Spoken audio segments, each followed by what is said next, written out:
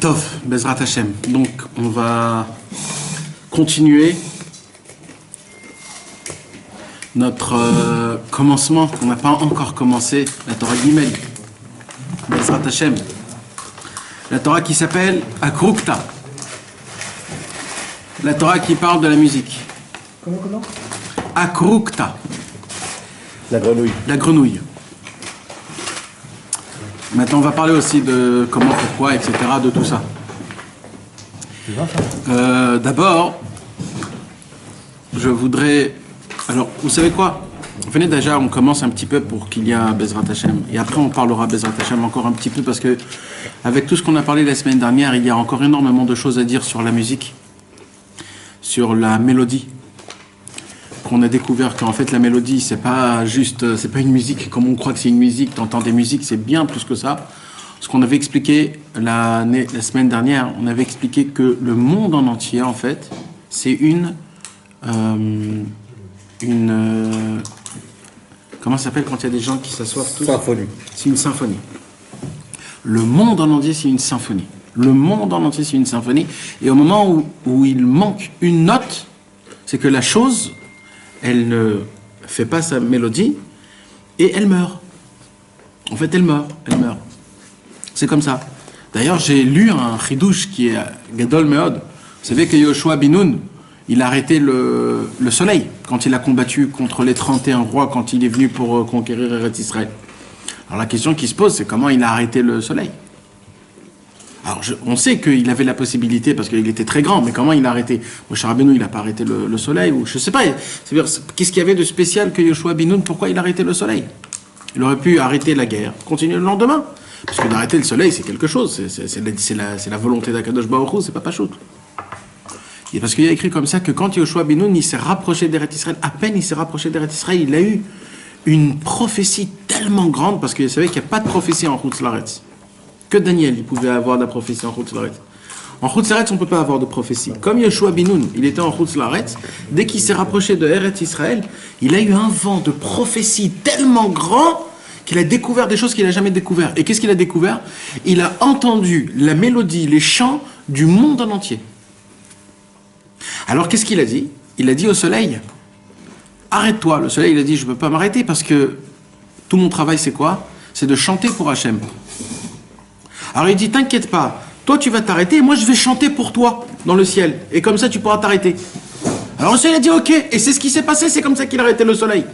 En fait il a pris la place du soleil, Yoshua bin Nun, en chantant ce que le soleil faisait, ce qu'il fait depuis qu'il a été créé, ça fait 5000 ans, ça fait 6000 ans qu'il chante. Il chante pour Akadosh Baruch Hu, et c'est ça, chaque seconde qu'il chante, c'est pour ça qu'il est vivant et qu'il est là. Au moment où Chas V'Shalom il s'éteint, c'est là qu'il ne peut plus chanter, donc il meurt tout de suite. Et ainsi de suite. Nous, tout ce qu'on fait, tout ce qu'il y a dans le monde en entier, tout, en fait, c'est une symphonie que malheureusement on ne connaît pas et qu'on ne sait pas. Mais en vérité, tout, c'est une mélodie qu'on chante pour Akadosh Baruch Hu. Ça, c'est un point. Deuxième point aussi qui est très important, que j'ai lu. Comment ça se fait qu'on est vraiment très attaché à la mélodie? On a tous quelque chose avec la musique. La musique, c'est quelque chose de très spécial. La musique, elle t'attache à un endroit où rien au monde peut t'attacher. Ça peut t'amener dans un endroit, dans une espèce de transe que rien au monde peut t'emmener dans cet endroit-là. Comment c'est possible que quand je suis un homme normal, je marche, je suis bien, au moment où j'entends une musique, j'ai envie de bouger. Alors aujourd'hui, on appelle ça danser. Mais essayez de rester sec. Tu vois un homme normal qui marche, il entend une musique, il bouge. Qu'est-ce qui se passe? Comme ça. Oui, qu'est-ce qui se passe d'un coup? Et il y a des danses. Ça veut dire quoi des danses? Ça veut dire que la musique, elle a la possibilité de te faire élever tes mains, de les bouger d'une certaine façon, ou ton corps, et qu'en bougeant ton corps et en entendant cette musique, il y a une espèce de variation, une harmonie qui se fait entre toi et la musique, qui est exceptionnelle. Et que ça crée en toi un sourire. C'est quoi ce sourire qu'on a? Peut-être je ferme mes yeux, j'ouvre mes yeux, peut-être je bouge des mains. C'est quoi le fait qu'il y a un sourire et quand je souris, c'est bien en fait, je me sens bien. C'est une émotion, mais pourquoi c'est comme ça que ça se passe? Aussi, on a mis un mot qui s'appelle émotion. C'est quoi l'émotion? C'est la question que je pose. Quand quelque chose te fait du bien, ça peut être du bien ou du mal. Pourquoi la musique te fait du bien? Pourquoi tout le temps la musique est forcément obligée de nous faire du bien? C'est pas forcément, c'est comme ça que ça fonctionne. Je suis désolé, il y a des musiques qui peuvent être très tristes. Exactement, c'est ce qu'on a parlé le cours dernier. Il y a des musiques très tristes, mais les mélodies de la Torah Akdosha, il y a 4 sortes. D'accord? Il y a 4 sortes de mélodies, on avait parlé. Il y a la mélodie de la Dvekut. C'est quoi la Dvekut? Qui t'attache à Hachem. C'est pas des musiques qui sont très vite. C'est des musiques qui sont très... ça t'emporte. C'est des musiques qui t'emportent. Il y a des musiques d'éveillement. Ça te réveille. C'est-à-dire ça te fait bouger de l'endroit là où tu étais pour t'emmener dans un autre endroit. Il y a de la musique qui te donne de la simcha. Et il y a de la musique de renforcement. Quand tu entends cette musique, d'un coup, tu te fais dans ton cerveau des idées comme quoi je vais commencer à avancer, à être meilleur, de me conduire comme il faut. C'est des musiques qui arrivent à te faire ce... Alors c'est vrai qu'il y a le compositeur, donc c'est d'ailleurs ce qu'on va étudier toute la Torah Gimel qui va nous parler de ça, mais de base, quand on parle dans la racine, comment c'est possible que quelques musiques, ils peuvent arriver à faire bouger notre corps d'une manière que presque c'est un peu honteux. Ça veut dire, pourquoi tu bouges ton corps? Qu'est-ce qui se passe? Tu vas où exactement? Ben non, je bouge sur moi-même parce que je suis content. Pourquoi? Alors, il y a un livre qui s'appelle Manot Halevi. C'est qui a écrit ce livre? C'est ni plus ni moins que Rabbi Shlomo Elkabetz, celui qui a écrit le chant Lechadodi, Likrat Kala, Pene Shabbat Nekabela. Vous imaginez que Rabbi Shlomo Elkabetz vivait à peu près il y a 500 ans. Il a écrit un chant, et tout le Ham Israël chante ce chant pour recevoir le Shabbat. C'est quoi l'air original, tu connais? Je sais pas. Vous imaginez la grandeur?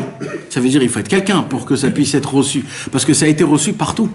Chez les Thémanim, chez les Sfaradim, chez les Ashkenazim, chez les Chassidim, chez le monde en entier, même les Chilonim, même les gens, ils connaissent tous le Lechadodi, l'air normal. Même les Français, même les Marocaines de l'époque, les Tunisiennes de l'époque, tous connaissent le chant de l'Echadodi Likraka. Il faut être quelqu'un de très très fort pour instituer quelque chose pareil. Et bien Rabbi Shlomo Halevi Elkabetz, il dit une parole comme ça. Il dit, vous voulez ça? Lui, il était très musical. Musicien. Non, c'était pas un musicien, il était musical. Il jouait pas d'instrument, mais il avait une oreille, exactement. Et c'est pas qu'il entendait des musiques. C'est pas qu'il entendait des musiques. C'est que quand il rentrait dans une musique, il pouvait rentrer dans la musique, presque voir la musique devant lui. C'était quelque chose de... Et lui, donc, il a créé le Lechadodi Likrat Kala. Et qu'est-ce qu'il dit? C'est lui qui dit un Chidouche Gamour. Il dit, comment ça se fait qu'un homme, il s'éveille par la musique? Il dit, c'est très simple. Il dit quoi? Il dit, parce que dans le ciel en haut, qu'est-ce qu'il y a? Il y a tempérament, 24 heures sur 24, que de la musique. Pourquoi? Déjà, il y a tous les anges qui louent Hachem. Comment tu loues Hachem? En chantant. Une louange, c'est chanter. Donc il y a tous les anges qui louent Hachem. Il y a toute la création du monde qui loue Akadosh Baruch Hu. Le soleil, la terre, les arbres, leur mélodie monte dans le ciel. Donc en fait, tout ce qu'on entend tout le temps, on est toujours entouré de mélodies, de musique dans le ciel. Donc notre Neshama de base, elle entend tout le temps, elle est faite tout le temps que de musique. La chose la plus grave qui puisse exister pour la Neshama, c'est au moment où elle descend dans notre corps, dans un monde où il n'y a plus rien. C'est un silence parfait. Et la meilleure musique qu'elle peut entendre, c'est tous les râles que tout le monde râle. C'est ça. C'est comment lui il râle à cause de ça. Hein?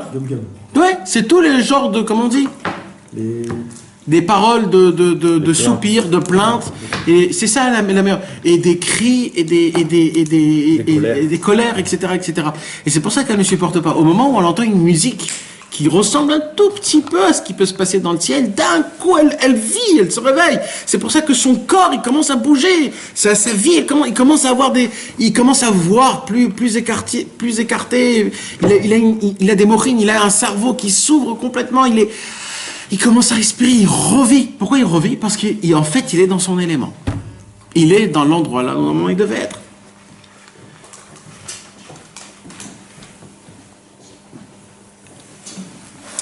Alors, on va à Bezrat Hashem. Donc, comme on est dans la Torah ici, juste avant, je voudrais vous raconter l'histoire de comment cette Torah elle a été dévoilée. Cette Torah-là, elle a été dévoilée avant que Rabbi Nathan il s'est rapproché de Rabbeinu. Et cette Torah-là, c'était quand Rabbi Nachman de Breslev, il habitait pas dans la ville de Breslev, quand il habitait juste avant, à Medvedivke, il y avait là-bas un homme qui a eu un enfant, et vous savez, nous les Sfaradim, on fait la bilada, c'est le soir avant. La Brit, on fait le Brit Yitzhak. Mais les Ashkenazim, eux, ils font le Shalom Zachar. C'est quoi le Shalom Zachar? C'est le Shabbat d'avant. Alors, on invite tout le monde, et tout le monde vient pour dire Mazal Tov. C'est ça le minag. Donc, en fait, Rabbeinu, il a fait Shabbat là-bas, et il y avait là-bas un homme qui a un enfant, et il a invité tout le monde pour le Shalom Zachar. Automatiquement, ce qui se passe, c'est quoi? C'est que dans le Shalom Zachar, le monsieur, il a invité aussi un chazan. Il a invité un chanteur. Parce que de base, mes amis, nous, on ne sait pas ça, mais nos parents et nos grands-parents, tous, c'était hyper normal qu'à l'époque, on avait toujours un païtan. Ça s'appelle un païtan en tunisois, en marocois, en tout ce que tu veux. Il y a un païtan. C'est-à-dire, tu ne fais pas de simra s'il n'y a pas de païtan. Et en fait, tout le kiff, c'est le païtan. Plus il y a de païtan, plus il sait... c'est ça. Comment on dit? Il y a un mot, comment on peut dire? Non, mais en français, on ne peut pas dire le... C'est un chanteur, c'est un chanteur de chant liturgique. De piotim. C'est là, Donc, le compteur, exact. Ben non. Pourquoi non? Le cantor, c'est pas ça. Non, c'est le bar. Pourquoi pas? C'est ça, le cantor. Un compteur, c'est quelqu'un qui chante, non? Non, mais c'est genre. Oui, mais c'est un peu ça, c'est un peu ça. Non, mais le païtan, c'est le païtan, ça se traduit pas. Bekitsour, le païtan, à l'époque, comme il n'y avait pas de païtan, parce que c'est des Ashkenazim, eux, ils font pas ce genre de chant, mais ils ont de la chazanout, ça s'appelle. Ouais. La chazanout, c'est vraiment très très beau. C'est pas moins que les Sfaradim, c'est vraiment très très beau. Ils prennent des ktaïm de la tfila et ils commencent à chanter des ktaïm de la tfila de Kippour, de Rosh Hashanah, de Shavuot, etc. Et là-bas, mamage, ça met une ambiance qui était vraiment très spéciale. Maintenant, comme par hasard, le païtan, il prend de l'argent. C'est normal, c'est un chanteur. C'est beaucoup d'énergie, c'est beaucoup de voix, il faut faire très attention, etc. C'est un métier, c'est un métier. D'accord. Maintenant, c'est un chazan. Le chazan, mis à part, il doit faire des téphilotes de Rosh Hashanah et de Kippour. Vous savez ce que c'est un shaler tibour, mes amis? Un shaler tibour, c'est qu'en fait, nous tous, on ne veut pas trop se mouiller. Alors, on envoie un shaler tibour, que lui, qu'est-ce qu'il va faire? Il va prendre toute notre prière, et c'est lui le représentant de nous tous chez Hachem. C'est ça un vrai shaler tibour. Alors aujourd'hui, on n'a pas trop ce critérium parce que malheureusement, nous on est des Français, on ne sait pas trop lire. Donc déjà, un monsieur qui sait déjà lire, c'est déjà très très bien. Maintenant, laisse tomber. Maintenant, ce qui se passe, c'est qu'à l'époque, dans le Chazan, il cherchait un Chazan qui était pieux, qui était, on va dire, pas tzaddik, mais qui était... S'il y avait un tzaddik, alors c'était encore meilleur. Mais on veut, Rabbi Nachman, il a dit, c'est une des choses qu'il a dit, je voudrais avoir un Chazan, tzaddik ve'erei shamayim, mais en plus de ça, avec une belle voix. C'était très important pour Rabbeinu que le Chazan, il avait une belle voix. C'est pour ça d'ailleurs que Rabbi Nachman, après, il a eu son élève Rabbi Chaikel. Rabbi Chaikel, c'est un homme qui avait une voix exceptionnelle. Exceptionnelle. Tov, alors ce qui se passe, c'est donc qu'ils ont amené le Chazan. Ce Chazan-là, c'était un Chazan, on va dire que tout le monde parlait de lui, des grandeurs, comme quoi c'est un très grand tzaddik, comme quoi c'est un homme très... Et Rabbeinu, il s'assoit à table, et il commence à chanter la païtanout, et quand il commence à chanter la païtanout, il commence à avoir une glaire. Il essaye de la bouger et il n'arrive pas. Et il essaye, il n'arrive pas. On lui donne à boire, il essaye, il n'arrive pas à chanter. Alors on lui dit, Makara, qu'est-ce qui se passe? Oh là là, c'est Shalom Zachar, tu vas pas faire ça, c'est la soirée de ma Brit Mila. Il dit, j'ai pas de voix. Rabbeinu, il a regardé comme ça, il a dit à son copain, Rabbi Nachman, il a dit, moi je vais lui donner de la... Moi je vais le faire. Il va se faire entendre. Comme ça, Rabbeinu, il a dit. On va entendre parler de lui. On va entendre parler de lui. Shalom Aleichem. Donc Rabbeinu, il dit, il va entendre parler de moi. Il va se faire entendre parler. On va entendre parler de lui. Voilà. Mais qu'il y a ce qui se passe, le Shabbat d'après, la semaine, il passe, le Shabbat, il passe, et la semaine, qu'est-ce qui se passe? Ils sont allés le chercher donc pour l'amener à la Brit Mila, ce Chazan. Et quand il l'amène à la Brit Mila, ils vont chez lui à la maison, et ils voient qu'il n'y a personne chez lui à la maison. Alors ils se sont dit, peut-être qu'il est chez son ami qui était juste à côté. Alors ils vont là-bas tous chez son ami, et là-bas il frappe à la porte, et ils voient, c'est qui ouvre? C'est la femme de son ami. On lui a dit, il est pas là, non, personne n'est là. Alors ils rentrent, ils vont là-bas, ils disent, comment c'est possible? Il est ni à la synagogue, ni chez lui à la maison, ni chez son ami. Où il peut être? À l'époque, il n'y avait pas de macolette ou de trucs. Il n'y avait pas de... C'était où chez toi ou te... Alors il y en a un qui a dit, viens, on va refrapper. Et ils sont repartis dans les trois. Et quand ils sont repartis chez son ami, pas chez lui à la maison, quand il papa qu'il a ouvert, il a entendu, mis à part sa femme, quelqu'un d'autre. Alors vite, il est rentré, le monsieur, et il a vu ce Khazan avec la femme de son ami. Et tout le monde a entendu parler de lui, que le Khazan, c'est pas un homme comme nous on croyait. Et tout de suite, ils ont tous compris ce que Rabbeinu il avait dit, le Shabbat d'avant. Rabbeinu il avait déjà tout vu comme quoi lui c'était un charlatan. Et que malheureusement, il utilisait sa voix, parce qu'il y a écrit, le Hari Akadosh il dit comme ça. Le Hari il dit, celui qui utilise sa voix pour son honneur dans la tfila, c'est très très très grave. Il faut que quand il chante pour Hashem Yitbarach. Mais pas pour Chas Shalom qu'on fasse entendre sa voix et qu'on dise oh regarde celui-là, etc. C'est très très grave, il dit le Harizal. Et là, grâce à Rabbeinu, ils ont découvert qui c'était lui. Et c'est comme ça que Rabbeinu, le Shabbat d'après, a dévoilé cette Torah-là. C'est pour ça qu'on parle de la musique et de tout ce genre de choses-là. Alors comme Rabbeinu, il a l'habitude dans les premières Torotes de dévoiler la Torah en fonction d'une histoire de Rabba bar Bar Chana. Vous vous rappelez de Rabba bar Bar Chana?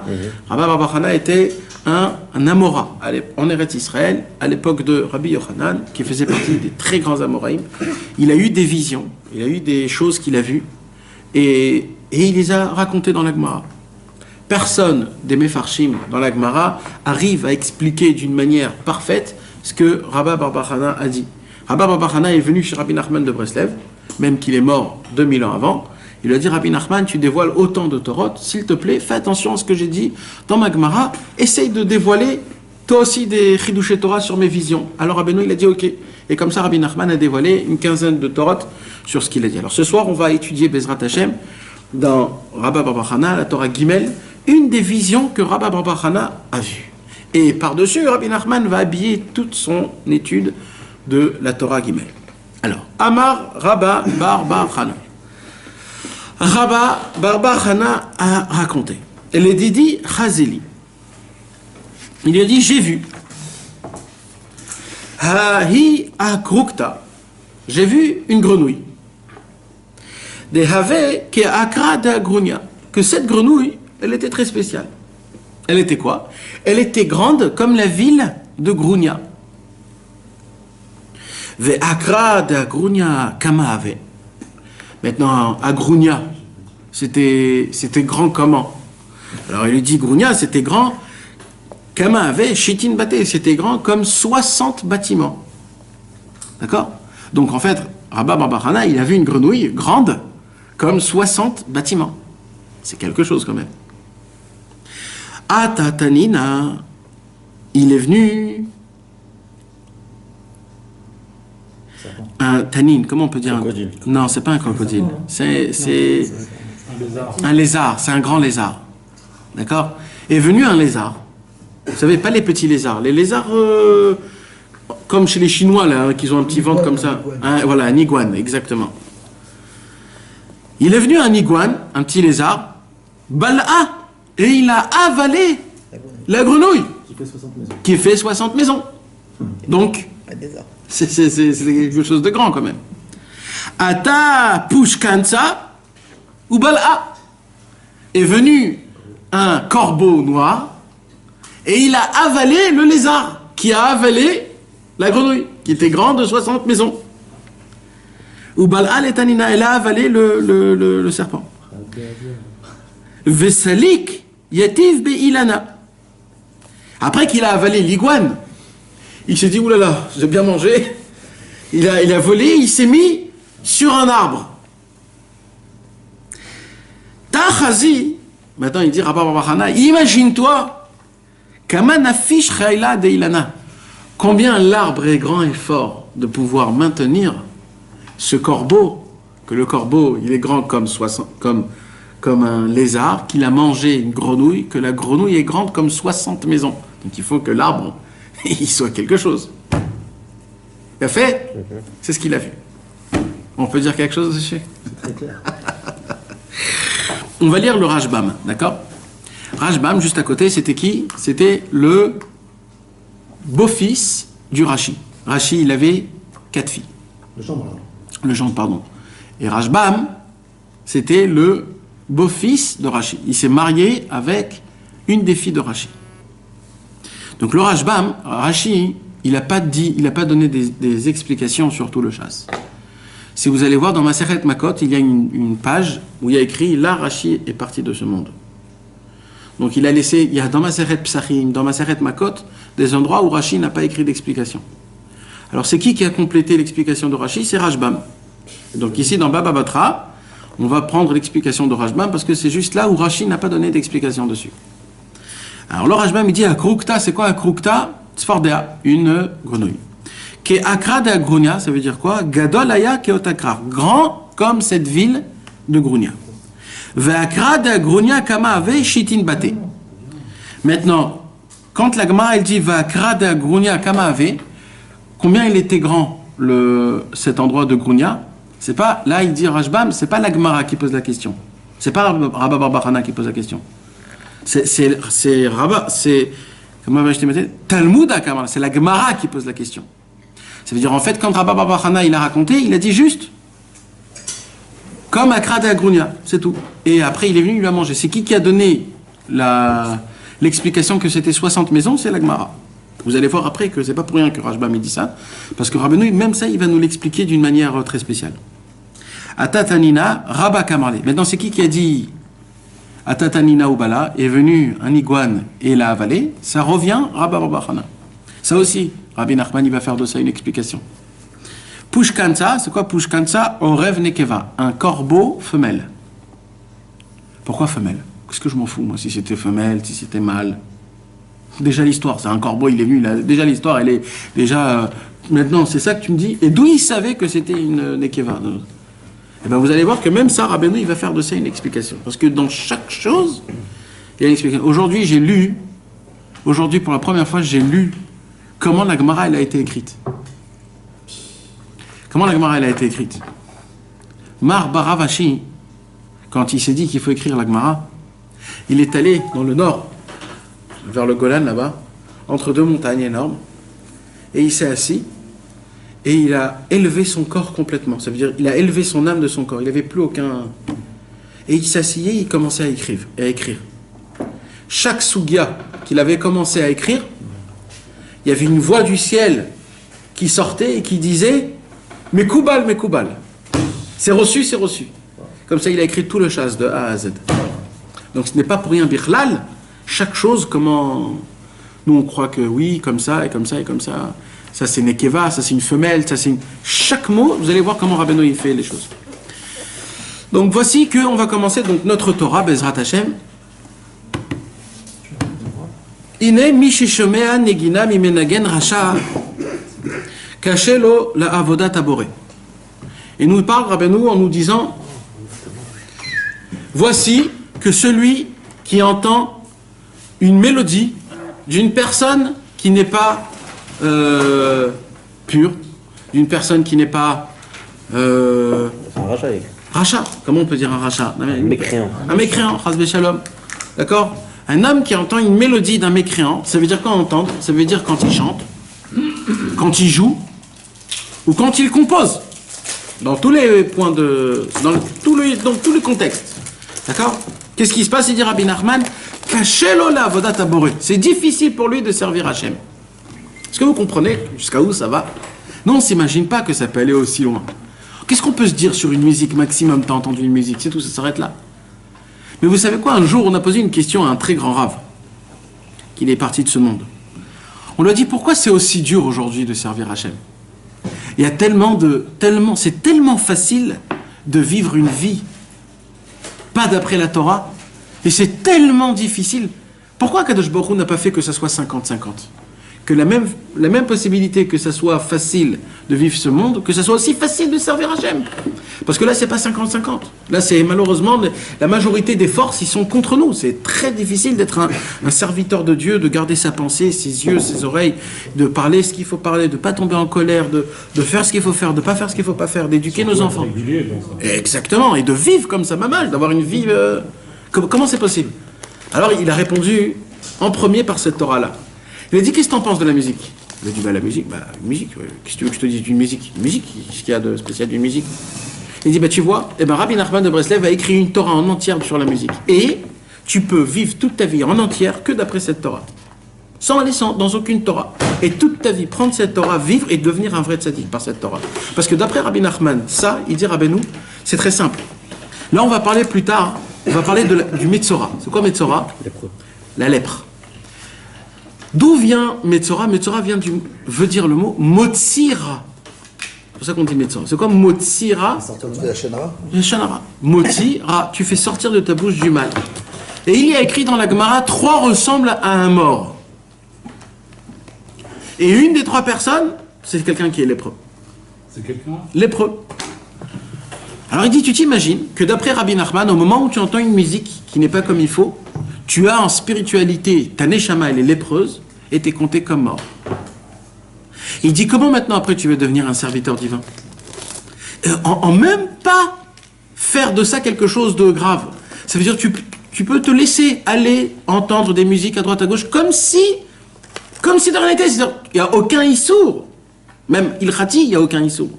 Il n'y a pas d'alaha où tu n'as pas le droit d'entendre Wagner ou Bach ou... il n'y a pas d'alaha dessus. Il n'y a pas d'alaha. Est-ce que tu as le droit d'entendre de la techno, par exemple? Une femme. Il y a une alaha que pour une femme, pour une raison. C'est quoi la raison? C'est que peut-être ça va te créer des mauvaises pensées. Mais la alaha, elle te dit, si tu ne connais pas la femme, tu peux entendre la musique. Comme ça, il dit le Rav Ovadia Yosef. Donc même là-bas, il y a aussi... Tu connais pas la chanteuse. Ouais. Si tu ne connais pas la femme, si tu ne sais pas comment elle est... Il ne faut pas que tu achètes l'album et qu'il y ait la photo. Exactement. Si tu sais comment elle est en photo, c'est un problème. Playlist, quoi. La radio. Voilà. La radio, ou alors... ouais. D'accord, donc, mais ça, encore une fois, ça c'est vraiment une vraie coula. Il y a des gens qui disent même complètement, vaut mieux pas écouter Bichlal des femmes et Bichlal des goïms, etc., etc. D'après tout ce qu'on a expliqué le cours dernier, qu'une personne, quand elle compose une mélodie et qu'une autre personne la chante et qu'ils font rentrer dedans, qu'est-ce qui se passe dans la tête d'un homme quand il chante? Vous savez, un jour à Purim, j'avais un ami à moi, Nachman Elbitz, et on a invité quelque part. C'était un musicien de guitare. Maintenant, chez les Haredim, c'est quoi le jour le plus explosif? C'est Purim. Parce que Purim, on te paye, tout c'est x3, x4, et tout le monde te veut, donc tu as 1 heure ici, 1 heure ici, 1 heure ici, 1 heure ici. C'est beaucoup d'argent et c'est beaucoup de... Maintenant, notre ami à nous, c'est un Breslev. Lui, il veut faire la mitzvah de Purim, donc il veut boire. Alors il se dit, je veux boire. Et une année, il s'est dit, j'avais besoin d'argent, je vais boire, mais je vais aller partout. Je vais quand même boire. Maintenant, lui, quand il boit, il boit. Il boit vraiment. Et quand il joue, il joue. Et quand il joue, mais mamash, c'est l'un des meilleurs guitaristes d'Israël. Ouais. C'est vraiment un mamash. Il y a Eddie Cohen aussi, là, il a sorti des clips de ouf. Ouais, d'accord. J'adore, c'est un tueur. Alors, Bekitsour, qu'est-ce qui se passe? Je ne connais pas, mais ne présentez pas aussi. Qu'est-ce qui se passe? Bekitsour, il boit. Il m'a raconté comme ça. Il boit comme ça dès le matin. Maintenant, lui, il boit dès le matin 2-3 bouteilles de vin à jeun. C'est normal pour lui. C'est hyper normal. C'est la mitzvah de Purim. C'est la mitzvah, il faut boire. Donc, imagine-toi, lui, il est un peu... donc, il boit, ça lui fait rien, etc., etc. Vers 1 heure d'après, il avait déjà tout mélangé. Il était déjà parti dans des sphères. Mais il tenait encore. Il tenait. Et il devait venir dans un endroit où moi aussi j'étais là-bas. Et il vient vers 2 heures d'après-midi. C'était à Béchemesh. Il vient à 2 heures d'après-midi. Il était complètement pas là. Maintenant, il y avait une strade avec plein de musiciens. Tu les vois tous, qu'ils avaient tous bu. Et lui, le seul devant le monde, c'est-à-dire devant le monde, il était avec sa guitare, mais comme ça, devant le mur. Il avait le dos vers nous. Et il jouait comme ça, comme un fou, avec le dos. Il avait la tête sur... Il jouait bien, encore. Ben voilà qu'il jouait bien, encore plus. Quand tu bois et que tu es dans un trip comme ça, Maintenant, on l'appelle, on dit « Normal, qu'est-ce que tu fous ?» Il dit « Je suis rempli de kavod et de gava. C'est pas comme ça qu'il faut, il faut jouer que pour Hachem, je veux que personne me regarde. » Il jouait comme ça. Ça veut dire, qu'est-ce qui se passe là? Il se passe que tu le veuilles ou pas, quand tu es dans une estrade et quand tu as une belle guitare et que tu sais bien jouer, que tout le monde te regarde, automatiquement, sans que tu le veuilles, ça te monte à la tête. En c'est comme ça, c'est normal. Maintenant, lui, il avait un peu bu, donc il s'en foutait complètement. Donc il s'est dit, moi maintenant, c'est que pour Hachem. Moi, ma tête, c'est dans le mur. Maintenant, il n'y a plus rien. Vous voulez entendre la musique, je vais vous entendre la musique. Quand un homme, il chante, quand un homme, il joue, vous imaginez tout ce qui se passe dans son cerveau. Tout ce qui se passe dans son cerveau le fait passer dans sa guitare. Si vous voulez voir la preuve de ça dans le côté Kadosh, vous pouvez le voir très simple. Chez qui? Shlomo Karlibach. Le Rav Shlomo Karlibach, lui, il parlait avec sa guitare. Il te faisait rentrer dans ses émotions personnelles que lui, il avait. Quand Shlomo Karlibar, il racontait, vous savez, il y a le monsieur qui faisait avec Karlibar, c'était Sin Golda. Sin Golda, c'est aujourd'hui le meilleur guitariste en Israël. C'est lui qui faisait la guitare avec Shlomo Karlibar quand il a fait ses histoires. C'est un Breslev, Karlibar. Ouais, il aimait Rabbeinu. Maintenant, un jour, Sin Golda, on l'a emmené à la radio. On lui dit, raconte-moi un peu comment ça s'est passé, les histoires de... Il y a eu des répétitions. Alors il dit, je vais vous dire un truc. Un jour, il m'a appelé, Rav Shlomo Karlibar, et je le connaissais. Il m'a dit, chez lui, quand il m'appelait, c'était un coup de tête. Ça veut dire, un jour, il m'appelle, il me dit, écoute, il faut qu'on raconte des histoires. Je dis, mais attends, des histoires, mais il n'y a jamais eu d'histoire racontée. Jamais on joue des histoires. On chante des chants, je te fais des chants. On a fait des albums ensemble, oui. Mais on ne va pas chanter des histoires. Comment on va chanter des histoires? Il a dit, t'inquiète, prépare-moi le Ulpan, le studio. Alors il s'est dit, j'ai préparé le studio. Il a dit, on est resté 8 heures dans le studio. 8 heures. Et il cherchait l'histoire. Il avait plusieurs histoires dans sa tête, il les cherchait. Il était comme ça avec sa guitare, il était comme ça, il cherchait. Et d'un coup, il s'éveille, j'ai l'histoire. Il dit, ah bon, dis-moi c'est quoi l'histoire? Il dit, non, toi juste accompagne-moi. Il fermait ses yeux, rien n'était écrit, rien n'était préparé, rien n'était fait. Et il commençait, et il commençait à chanter. Il a dit, comme ça on a fait 4 disques d'histoire qui ont été vendus dans le monde en entier, qui ont été faits en 3-4 langues. Et que tout le monde connaît aujourd'hui les histoires de Rabbi Shlomo Karlibar, donc Saleh Kamsan Kadosh et tout ces... Maintenant, imaginez-vous que rien n'a été préparé. Quand tu entends et que tu comprends la langue, tu ne peux pas ne pas pleurer. Ça te touche le plus profond de ton cœur. Pourquoi? C'est pas parce que c'est la musique ou c'est l'histoire. Non, c'est parce que c'est la personne qui joue et la personne qui raconte. Lui, ce qu'il avait comme émotion, il te le fait passer par sa guitare. Tous ces chants, Rabbi Shlomo Karlibar, il en a écrit des milliers de chants, Rabbi Shlomo Karlibar. Un jour, on l'a invité dans la télévision. Ça, c'est sur en live. Hein.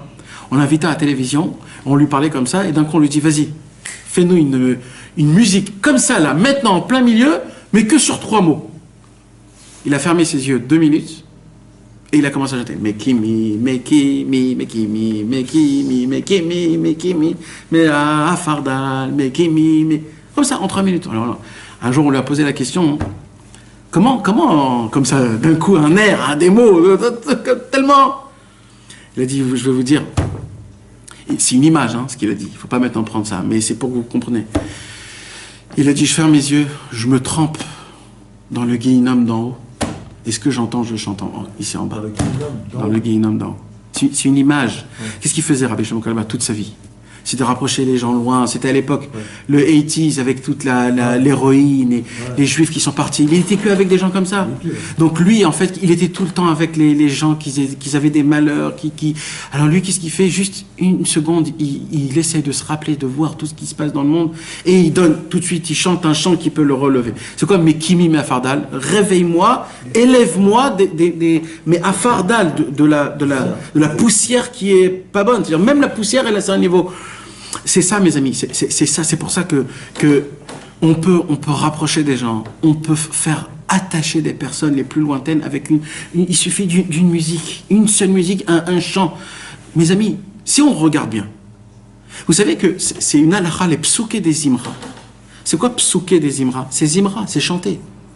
Les Alléluia, Alléluia, Bekocho, tout ce qu'on fait, Ashrei Yoshve Vetera, mes amis, ça doit se chanter, ça. De base, quand on va retourner au Beth Amikdash, c'est un chant. Vous savez qu'il y a des zmirotes chaque matin? Il y a des zmirotes chaque matin, mes amis. Le problème, c'est que nous, on ne se lève pas tôt, c'est pour ça qu'on ne les fait pas. Mais Rabbeinu, il en parle énormément, des zmirotes de chaque matin. Il y a un chant spécial qu'il faut se faire tout de suite après, quand on se réveille à Alot HaShachar. À Alot HaShachar, on se réveille. Entre Alot HaShachar et le Netzachama, il y a à peu près une demi-heure où on a un peu le temps. Il y a des chants. Il y a eu un chant qui s'appelle Odelael Levavroker, Levavroker, Beron Yachad. Ça, c'est un chant que tout le monde chantait avant de commencer la prière. Après, il y a Yedid Nefesh. Ça, c'est chaque matin avant de prier. C'est chaque matin avant de prier, normalement. Après, il y a des chants Shabbat le soir. Je vous ai dit, le soir. Après, il y a le matin. Après, il y a Seuda Shlishit. Et après, il y a Motzei Shabbat. C'est des chants qui sont très spéciaux.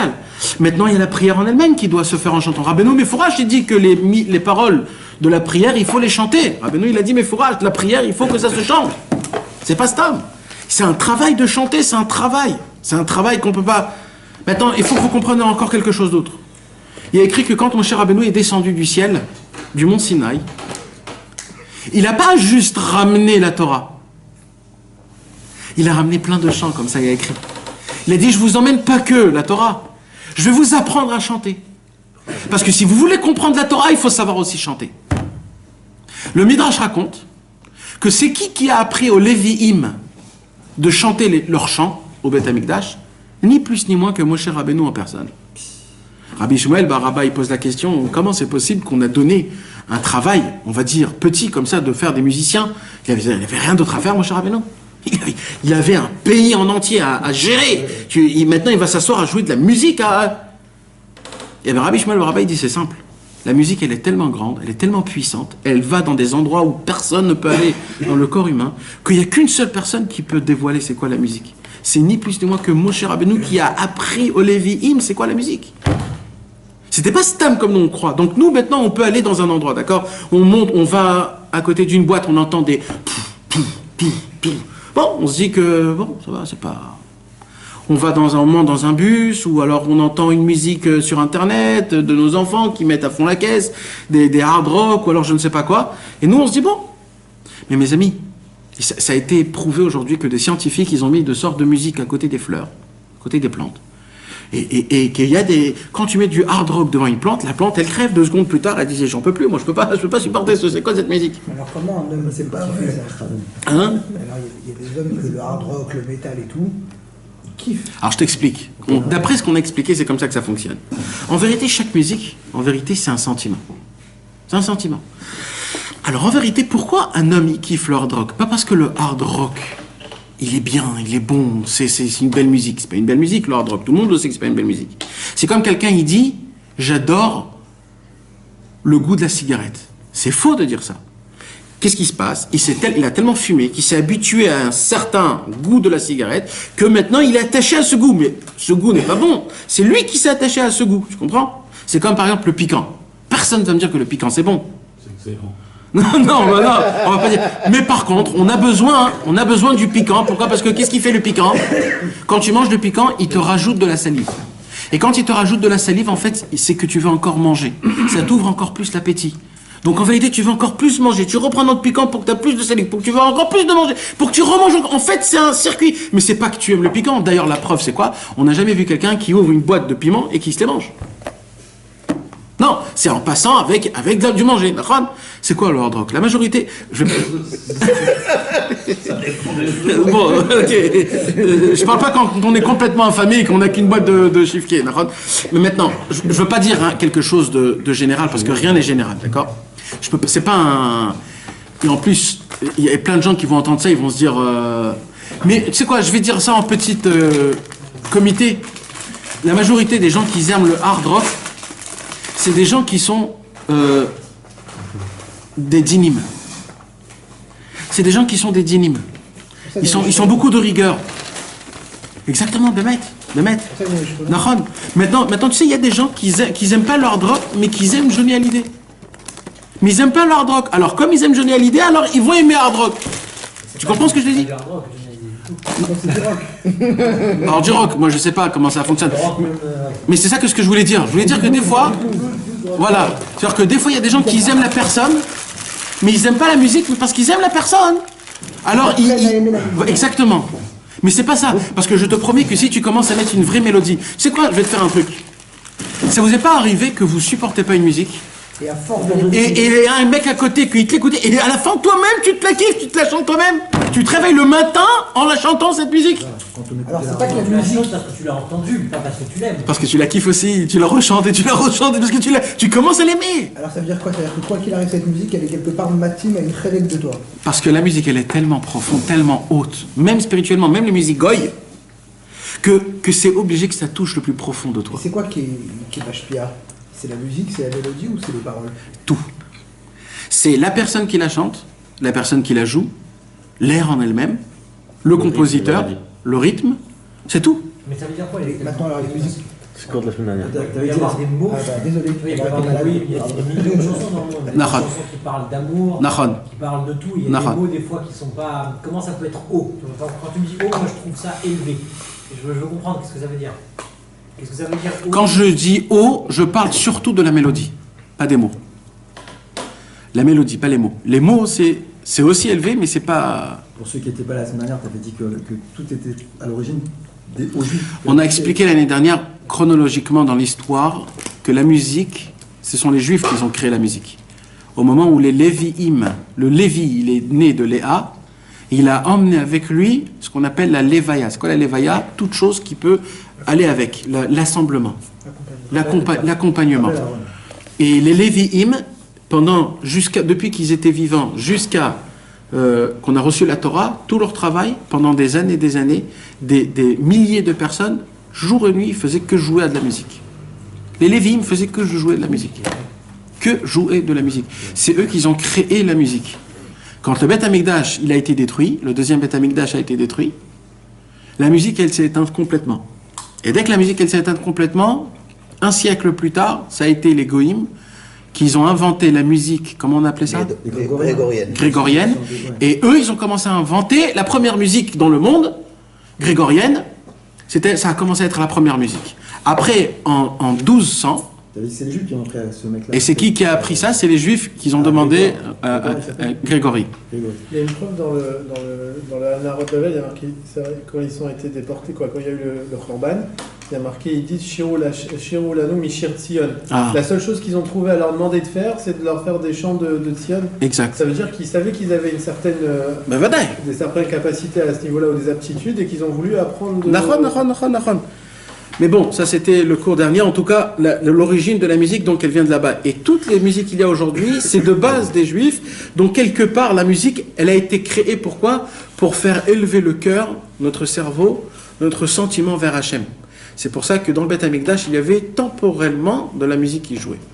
Tout le temps. Sauf dès la Tzedek Ochavim jusqu'à l'Ot Hashara, ça jouait plus. Mais pendant toute la journée, il y avait des Lévi'im qui venaient et ils jouaient, c'était une obligation. D'ailleurs, ce qu'on dit à Shir chaque matin, Ayom Yom Sheni Beshabbat Kodesh Shebo Ayu Alevim Sharim Bebet Amikdash Al Adukhan. Tous les chants qu'on chante, Shir Mizmor Lasaf, ça faisait partie du jour en lui-même. Il y avait Rosh Chodesh, un son spécial. Chaque jour, il y avait un son spécial. C'était en fait une harmonie qui était très grande. Donc automatiquement, il dit Rabbi Nachman comme ça. C'est pour cela que quand on voit et qu'on commence à découvrir comment la musique, comment la mélodie, elle est quelque chose de vraiment très élevé, que la mélodie c'est la seule chose. On a dit le cours dernier, physiquement aujourd'hui on a découvert comme quoi quand la mélodie elle chante, c'est la seule chose qui arrive à éveiller le cerveau en entier, tout le cerveau. Vous savez que le cerveau il a 12 parties et il ne peut pas fonctionner tout en même temps le cerveau. Il y a une seule chose qui fait faire fonctionner le cerveau, toutes les 12 parties en même temps, c'est la musique. Il arrive à découvrir toutes les parties, tout le cerveau il est en éveillance. C'est ça la grandeur. Pourquoi? Parce que la mélodie, elle arrive à te rentrer le plus profond de tes veines. Et ça, c'est quelque chose qu'on ne peut même pas s'imaginer. Je vous ai dit encore une fois, mes amis, le Gaon de Vilna, il a dit sur la musique des choses que personne n'a dit, tellement c'est harif, tellement c'est osé. Comme à dire, par exemple, s'il n'y aurait pas la Torah, les Juifs seraient tous des musiciens. Parce que le niveau tout de suite après la Torah, c'est la musique. Il y a déjà beaucoup de musiciens chez les Juifs. Nahon, pourquoi? Grâce aux Lévi'im. Tu verras que beaucoup des Lévi'im, ce sont des musiciens. Ils ont tous une oreille qui est très spéciale. Beaucoup de compositeurs étaient des Juifs. C'est pour cela que Rabbi Nachman, mes amis, la parole qu'il dit, c'est pas juste une petite parole, une ségoula, si vous voulez avoir un peu d'aide pour la Vodat Hashem, écouter des bonnes musiques. Ma pitam, c'est pas ça qu'il dit Rabbeinu. Rabbeinu, il te lève un drapeau rouge, en te disant que c'est très grave d'entendre Chas v'Shalom de la musique d'une personne qui a un rachat. Ça veut dire, ou alors qu'il a composé, ou alors qu'il la chante, ou alors qu'il la joue, ou alors que les paroles, ils ont été dites. Si j'entends une musique d'un rappeur, par exemple, qui a un rachat complet, alors c'est... Normalement, alors, ça c'est une bonne question.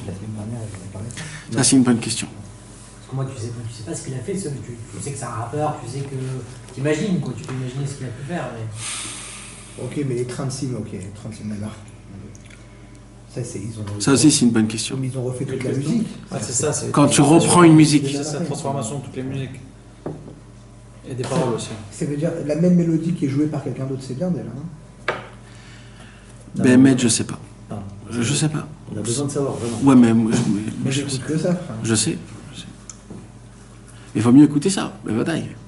Mais je sais pas, mais je suis pas capable à répondre à ça. Toi, t'écoutes quoi? Moi, j'écoute Israël Cardona, moi, j'écoute. Ah, mais à un moment donné, il sera Cardona, ça va kiff, hein, mais à un moment donné. Pas Israël Cardona, Israël Dagan. Chaque musique trop entendue à un moment donné. Entre toi et moi, quand tu entends du rap, t'as envie de faire tes chouvas? Pas du tout. Alors voilà, le but c'est ça. Par contre, il y a des musiques que quand t'entends, oui, même si c'est des musiques de goy, des fois, t'as envie de faire tes chouvas. Quand t'entends un super bloc classique, ou alors une musique... Il y a des musiques spéciales que quand tu entends, ça te fait évader de toi-même. Ça t'envoie quelque part d'autre. Maintenant, je dis pas que c'est permis, mais ça veut dire, tu comprends, ça veut dire, la rap, je sais pas même pas si on peut appeler du rap la musique. Non, c'est pas de la musique. Je te donne un exemple. Non, mais parce que c'est une question qui est très importante. Parce que si on dit que le rap c'est pas une musique, peut-être que ça serait possible d'entendre. C'est pas Pas du tout une musique. C'est pas du tout une musique. C'est des Mongols qui essayent de baragouiner. Par contre, Tu peux pas disco des gros mots, Nathan. non, mais il y a un autre truc. Par exemple, Rabbi Shlomo Karlibar, non, ici, c'est bon. Rabbi Shlomo Karlibar, il a dit une belle parole. Il a dit une belle parole, Rabbi Shlomo Karlibar, sur le rap. Ah ouais? Ouais. Là, Rabbi Shlomo Karlibar, ben voilà que ça existait. Rabbi Shlomo Karlibar, il a dit le rap, c'est le chant de la tikva, comme on dit, de l'espoir. Pourquoi?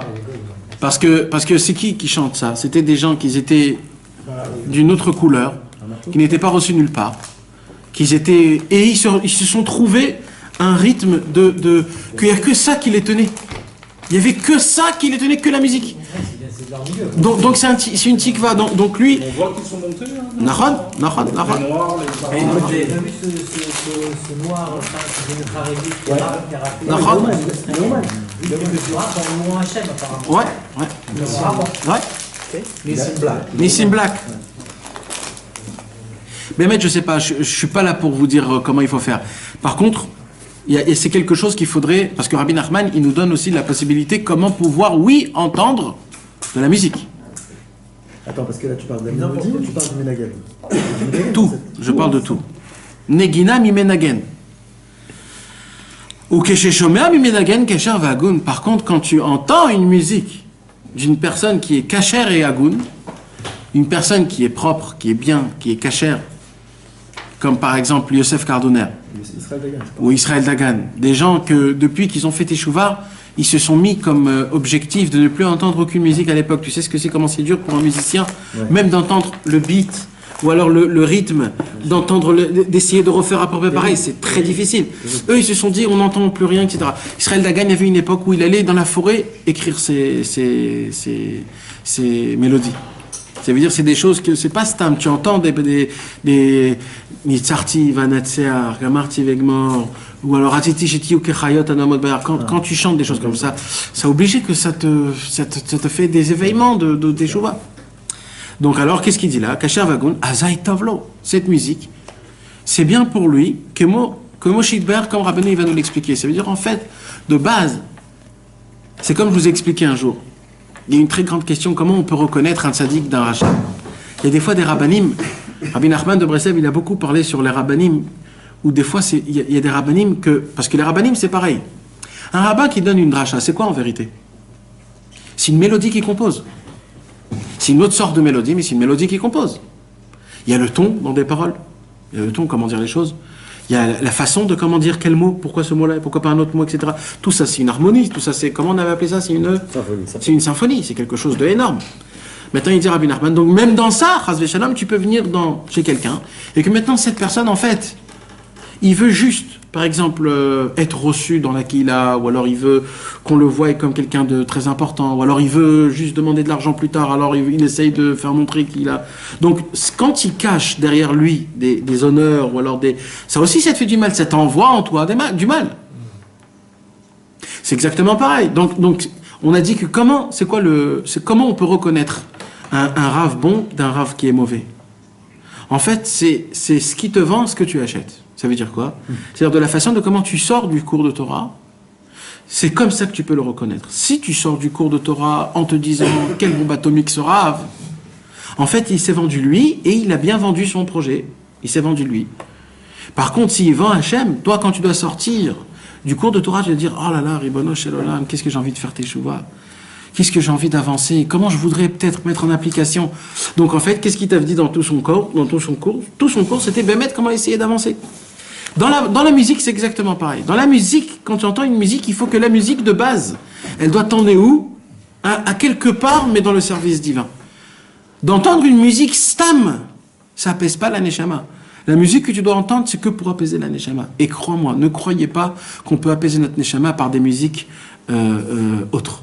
Mais parce qu'on ne connaît pas, c'est pour ça qu'on croit qu'on va peut-être découvrir une musique très ancienne ou qui va nous rappeler beaucoup de choses et que c'est des très belles... C'est faux. En vérité, on peut tout trouver ça dans la Torah elle-même, il faut juste chercher un tout petit peu. Vous savez, vous connaissez pas, mais on a tellement de musique ancienne, du Baal Shem Tov, qui ont été refaits aujourd'hui, qui se jouent par des violons, par des choses qu'on peut même pas... Il y en a des tonnes. Vous écrivez sur YouTube des musiques anciennes, il y en a des tonnes de plusieurs chassidim. On peut même pas s'imaginer. Vous savez que les chassidés gour, ils chantent des chants. Ils ont plus de 1000 chants, les chassidés gour. Et chaque chant, il dure plus d'une demi-heure. Une demi-heure, un seul chant. Un seul chant. Eux-mêmes ne les connaissent pas tous. Il y en a un seul qui vient, il écrit le chant. C'est un compositeur de folie. Il vient chez le Admour, il lui écrit la composition, il lui chante pendant une demi-heure le chant. C'est des chants qui sont composés, qui sont dans des, je sais pas comment dire en français, mais c'est des bâtiments sur des bâtiments, c'est des compositions qui sont énormes. C'est des chefs-d'œuvre. C'est des chefs-d'œuvre de folie. Comment on appelle ce qu'il a écrit c'est des partitions, des vraies partitions. Des compositions qui sont énormes. Maintenant, tu entends des choses comme ça. À la Seuda Shlichit, des fois, tu entends chez eux, à Géoula, ils sont tous là-bas. Tu peux t'asseoir et tu ne bouges pas. Mais tu ne bouges pas parce qu'ils sont 10 000 à connaître tous quand il faut lever, quand il faut baisser, quand il faut... Tous en même temps. Il y a les enfants qui font la deuxième voix. Un truc impossible chez Breslau. Rien. Et il y a le rébé qui regarde. Il y a le rébé qui regarde et tout est fait comme il faut. Et pendant une demi-heure, c'est pas que il y a un autre mec qui choisit de chanter un autre chant alors ça part une autre chant. Non, c'est un chant qui dure une demi-heure, presque une heure, et tout le monde le chante. Et ils en ont comme ça des centaines de chants. Tu entends, tu peux rester comme ça, tu te dis mais c'est quoi ce truc-là? T'es mamage, mais maître, c'est des choses qu'il faudrait qu'un jour vous... Si quelqu'un il fait Bémet Chouva, il peut sortir aussi par lui-même des mélodies. Ben vadaï, mais c'est le but. Il y a écrit comme ça que le but, c'est qu'un homme il puisse faire des chants. C'est ça le but, comme David Ameller, comme tout le monde. C'est pas de chanter des chants d'autres. En vérité, on a tous des chants qui nous appartiennent à nous. D'ailleurs, mes amis, c'est ça que je voulais vous dire. C'est quoi la Torah la plus importante de Rabbi Nachman de Breslev? Azamra. Azamra veut dire en français Chanter. Chanter. Est-ce qu'il y a le mot chanter dans la Torah Azamra? Pas une seule fois. Azamra de l'autre aussi. Mais Ma'akesher, Azamra, ça nous parle de quoi? De juger chacun de mon côté. Ma'akesher, qu'on appelle la Torah Azamra. Exact. Bah, c'est très simple, les amis. Incroyable. C'est très simple. Une mélodie est partisée de quoi? De montée et de descente. C'est ça une mélodie. Comment ça monte, comment ça descend. Notre vie, elle est pareil. On monte et on descend. Rabbi Nachman de Breslev nous apprend que même quand on chute, c'est pas grave. C'est pas grave. Juste si tu arrives de faire de ta chute une montée, tu vas créer une mélodie exceptionnelle. En fait, il dit Rabbi Nachman, moi je le fais avec mes mots, quand tu vas monter après 120 ans, on ne va pas te poser des questions. Qu'est-ce que tu as fait? Tu as étudié ça? Tu as fait ça? Kadosh Baruch Hu, il va dire chante-moi ton chant. Et ça sera tout notre corps, toute notre neshama qui va nous chanter tous les 70 ans qu'on a vécu en bas. C'est tout. C'est ce qu'on va te demander au tribunal divin. Exactement. En fait, c'est chante-moi ta chanson. On a chacun notre chanson. Si quand tu descends et que tu chutes, comme tous les autres qui nous disent quand tu chutes t'es foutu, alors tu reprends une autre musique, parce qu'ils te disent reprends depuis le début, et que t'as que des musiques à la fin ça tombe, il va dire c'est complètement naze. Par contre il dira ben nous, du plus profond t'es allé, t'arrives à monter de là-bas le plus profond d'en haut, c'est la musique la plus grande et la plus belle. Ah ouais, c'est pour ça qu'on dit les musiciens ils descendent. Exact. C'est ça ta musique à toi, c'est comment tu chutais, comment tu remontais, comment tu rechutais, comment tu remontais, et que toujours tu reprenais. Et Rabbeinu, il a dit sur quoi? Il a dit que Dafka, sur cette Torah, elle doit nous prendre toute notre vie. Parce que toute notre vie, c'est un seul chant, mes amis. C'est pour ça que c'est pas stam. C'est pas stam la musique, mes amis. Rabbi Nachman, il te dit tout simplement, il y a une possibilité.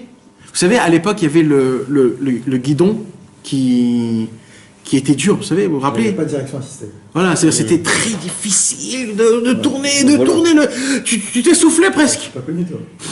Ah bon? Et aujourd'hui, tu peux le faire avec ton doigt. Rabbi Nachman de Breslev, il nous apprend, il y a deux façons de servir Hachem. Il y a la façon où c'est vraiment très difficile. Mais vraiment très difficile.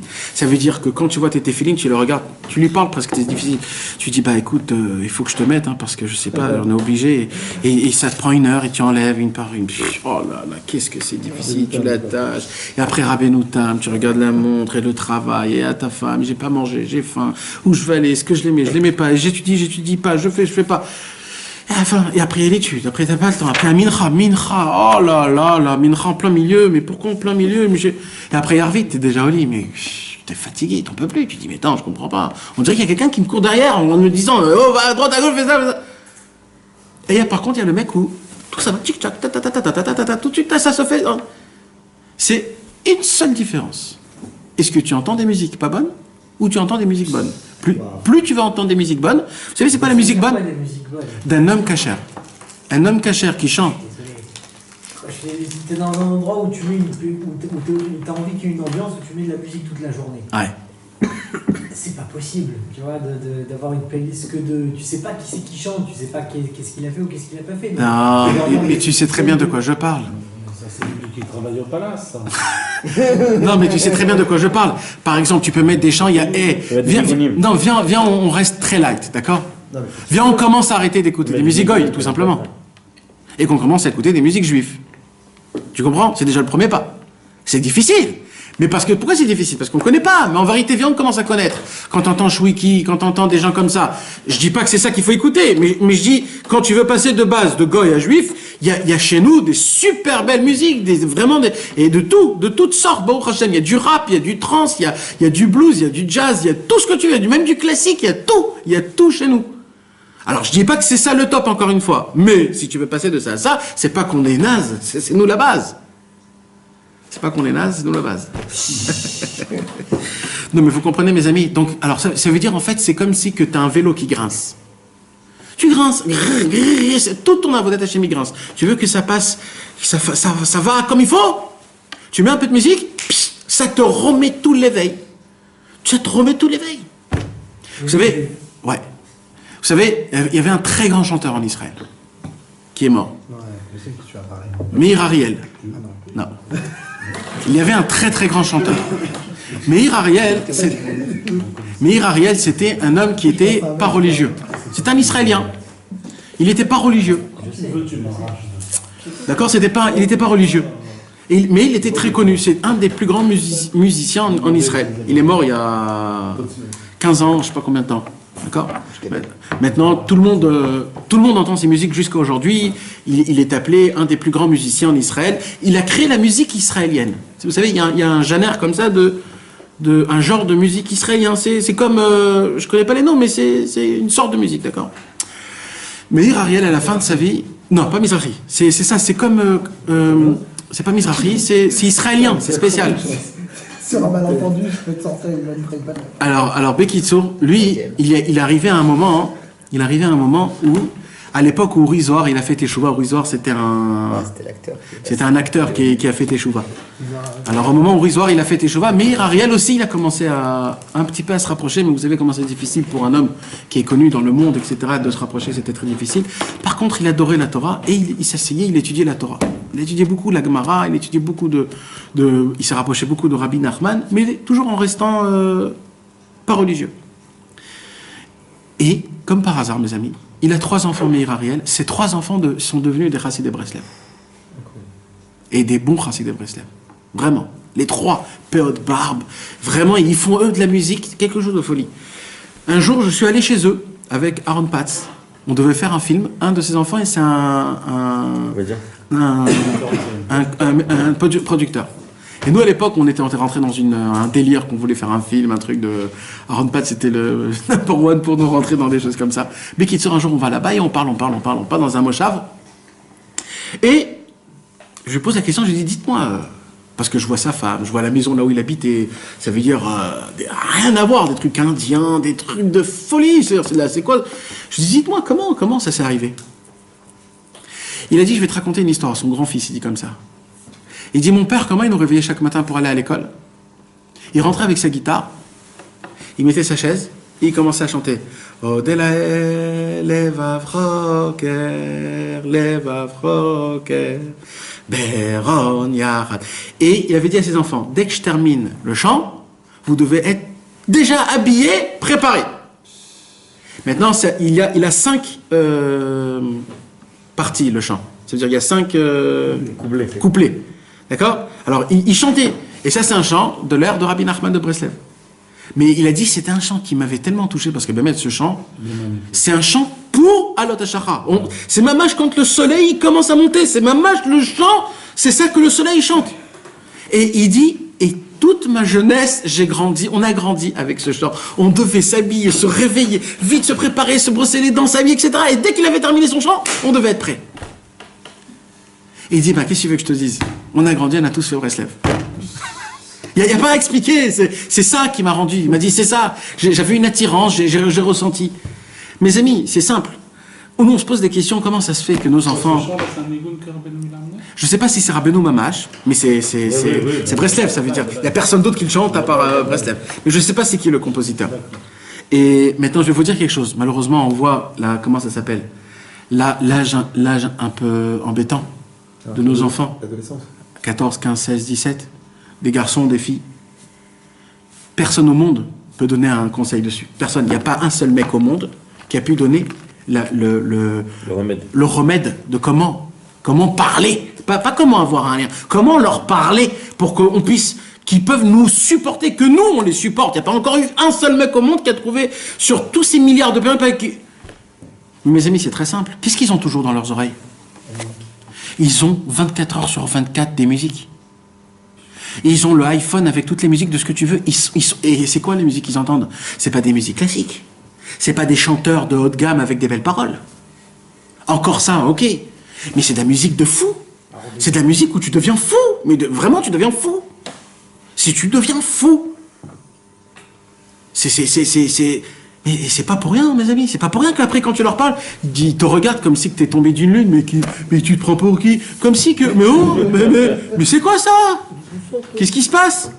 C'est ça, mes amis. Enlevez ça, je vais pas dire maintenant que tout va s'arranger, mais ça va aller beaucoup mieux. On va mieux se supporter. C'est comme ça que ça fonctionne. Vous savez, j'ai lu dans un livre quelque chose de très sympathique. Comment ça se fait que dans un mariage, on met de la musique? Essayez de rentrer dans la... Comment ça a commencé? Parce que de base, on n'a pas besoin de musique, on est tellement joyeux. On accouple 2 personnes, on devait chanter. Comment c'est venu qu'on met de la musique dans un mariage? Hein? C'était pas joué ensemble. À un moment donné, c'est devenu un protocole. Il fallait faire quelque Mais comment c'est devenu? Pour unir les gens. C'est parce qu'en vérité, un mariage, c'est quoi? C'est que tu prends 2 familles qui sont normalement très lointaines, un de l'autre, et tu dois les mettre ensemble maintenant. Ils doivent tous se supporter. Ah ouais, donc il faut un petit booster. Exactement. Donc il n'y a qu'une seule chose qui peut les relier, c'est la musique.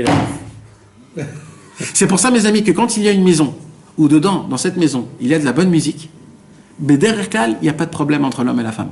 Mais quand tu maries un Tunisien avec une Marocaine, comment tu dois Je mets de la musique rasidique. Ouais, t'as raison.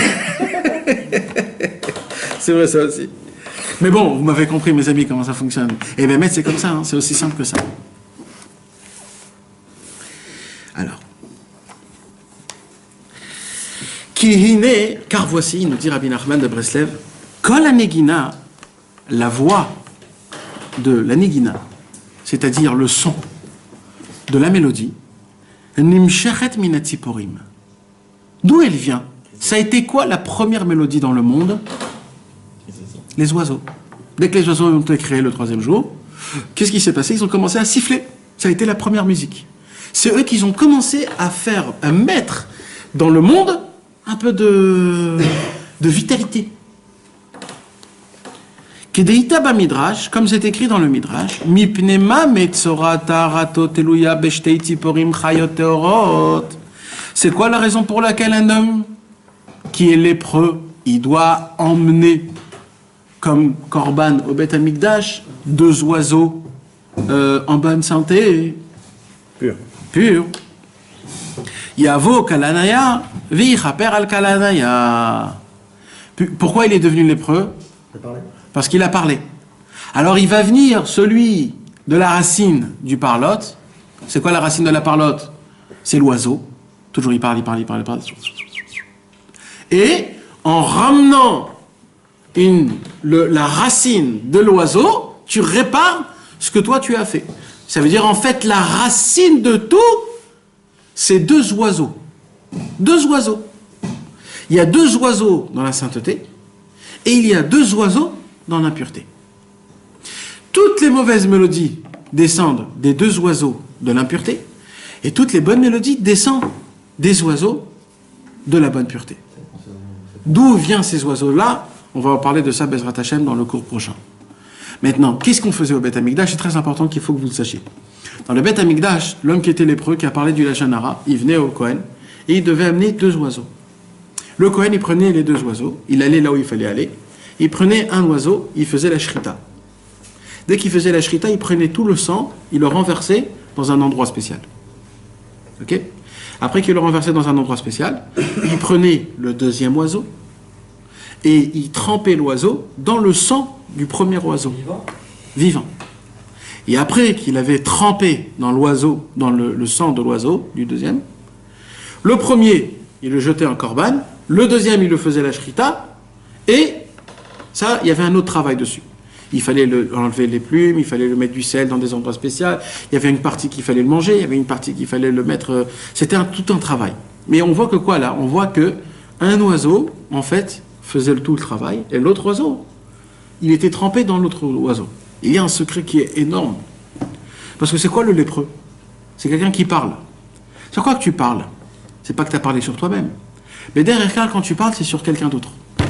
Ça veut dire qu'il t'arrive quelque chose, même pas à cause de toi. C'est à cause que tu as parlé sur quelqu'un d'autre. Ça veut dire, si encore c'est toi le problématique, je comprends. Mais ça veut dire que tu as parlé sur quelqu'un d'autre, sur un mal de quelqu'un d'autre, et c'est toi qui prends son problème à lui.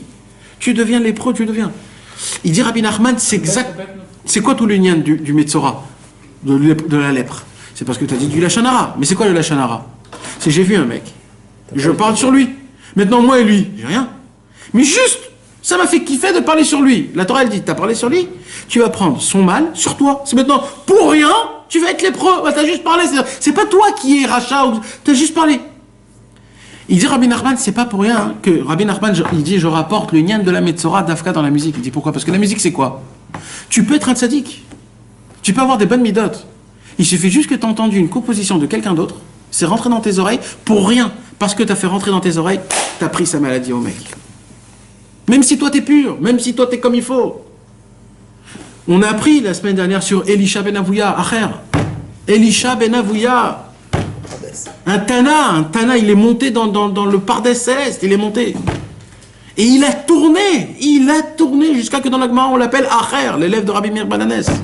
Comment c'est possible qu'un homme comme ça il peut tomber? Pour une certaine simple raison. Il n'arrêtait pas de chanter de la musique grecque. C'est oui, mes amis, c'est aussi ça que ça. Il avait une amour spécial de la musique grecque. Il adorait la musique grecque. Maintenant, puisque à l'époque, la musique grecque, ils ont fait rentrer, on a expliqué le cours dernier que toute leur mythologie grecque, ils l'ont fait rentrer dans leur musique. Il suffit que tu entendais la musique, et ça suffisait pour avoir une attirance à la mythologie grecque. Et je vais te dire aussi quelque chose, et je vous le dis à tous. Aujourd'hui, le fait est qu'ils ont créé des super belles mélodies. Des mélodies de Eisner, Hans Zimmer. Toutes les musiques de cinéma aujourd'hui. D'accord? Toutes ces musiques qui te font trembler, vibrer, ça te transporte. Sache que ces genres de personnes-là, c'est des personnes qui sont tellement fouées dans une profondeur de Touma qu'on ne peut même pas s'imaginer. C'est pas pour rien qu'il s'appelle Zimmer. Zimmer vient du mot Zamar. Hans. Il s'appelle Zimmer. Zimmer vient du mot Zamar. C'est un Zamar. Maintenant, c'est celui qui fait toutes les musiques qui te fait vibrer. Tu vois, un film, voilà. Et c'est pas pour rien. C'est un Allemand, le mec. C'est un Allemand. Ses grands-parents, c'était des nazis. Mais voilà. C'est pas pour rien que Dafka, eux, ils nous touchent à nous. Et que la majorité des films où il y a des juifs, que c'est les juifs, ils le prennent lui. Et ainsi de suite. J'ai encore des listes à vous donner. Et que ça nous transporte dans des endroits pas bien. dans des musiques qui t'emmènent des fois de la rasra, où tu te dis j'en ai marre, pourquoi j'ai pas de la bagnole comme lui, pourquoi en fait, au lieu de te remettre en question dans la Vodat Hashem, tu te remets en question dans l'Olam Hazé, en te disant purée, il faut que je fasse de l'oseille, purée, il faut que je sois meilleur, il faut que je m'habille encore mieux. C'est mamash de la hitraskout dans la Vodazara. Ça veut dire quoi, Zamar? Hein? Zamar, ça veut dire quoi? Un Zamar, c'est un Zamar. Ah, d'accord, d'accord. Et il s'appelle lui-même Zimmer. Maintenant, c'est pas que lui, il y en a encore plein, j'ai fait une liste. C'est la folie quand tu regardes les trucs. Maintenant, tu verras que c'est les plus belles chansons qui puissent exister au monde. Pas chansons, les plus belles mélodies. Ça t'attrache. Il y a un juif, je crois, qui s'appelle Elfman, qui a beaucoup de musique. Aussi. C'est dommage, parce que c'est un phage, quand même. Alors, malheureusement, ils sont pas dans un monde qui est pur. Malheureusement, je sais pas, je connais pas. Moi, je te dis sur ce que je connais. Tu comprends? Il y en a deux comme ça. Et lui, un autre, j'ai oublié son nom. Deux compositeurs, deux personnes qui ont fait du mal aux juifs. Qui ont créé des films, que la majorité des films, c'est des films de science-fiction. Star Wars. Science-fiction qui te met dans des endroits où tu t'en as marre et t'as envie d'avancer, tu as envie de jeter le monde. Tout le lien de la Torah, c'est quoi? C'est de rester dans le monde qu'Akadosh Baruch Hu t'a donné, de dire merci sur ce que j'ai. Pas de créer une science-fiction comme si j'en ai marre de ce qu'il y a, je vais penser à quelque chose d'autre. Non, merci Hachem de ce que tu m'as donné. Avec tout ce que tu m'as donné, c'est bien et je suis content, je te remercie. Nous, on peut pas comprendre, mais c'est pas pour rien que des fois tu te réveilles et t'as envie de rien, ou t'as envie de quelque chose d'autre. D'où ils viennent ces envies-là? Ça vient de ces endroits-là. C'est pour ça qu'il faut faire très attention, même quand on voit des films, même quand... C'est vrai que je peux pas vous dire maintenant de tout arrêter, on peut pas tout arrêter. On voit des films, on entend des musiques, et des musiques, malheureusement, elles mal à ça. Mais, alors c'est pour cela, mes amis, il faudrait quelque chose de très important. Il dit Rabbi Nachman,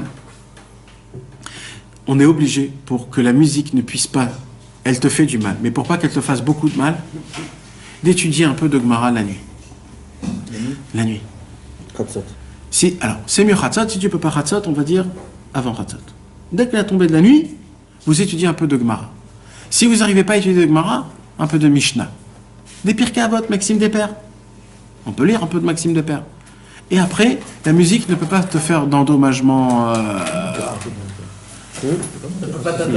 Elle t'atteint, mais voilà. Si par contre tu te réveilles la nuit mamache, tu étudies de la Gemara mamache la nuit, eh ben, elle peut pas t'atteindre. Parce que tout le problème de la musique, c'est quoi? C'est qu'elle arrive à rentrer au plus profond de ton cerveau et elle te change ton cerveau. La Gemara, comme c'est l'idéologie juive, alors elle te remet ton cerveau à la même endroit là où elle doit être. Donc ça te répare les dégâts qu'ils t'ont fait. Mais Bezrat Hashem, ça sera pour le cours prochain. On va en parler un peu plus en expliquant Bezrat Hashem tout le reste. Chazak Baruch, merci mes amis. Merci à vous. On doit terminer un peu tôt aujourd'hui parce que je dois partir à Ouman ce soir. Bezrat Hashem. Mercredi, tchic-tchac. Mercredi soir. Je reviens. Ouais, je reste une petite demi-heure à la Shkia et je repars. Bezrat Hashem. À quelle heure tu t'envoles? Demain matin à 7h. Tu vas avec l'équipe, Robin et tout là-bas, non? Ouais. Tu quoi?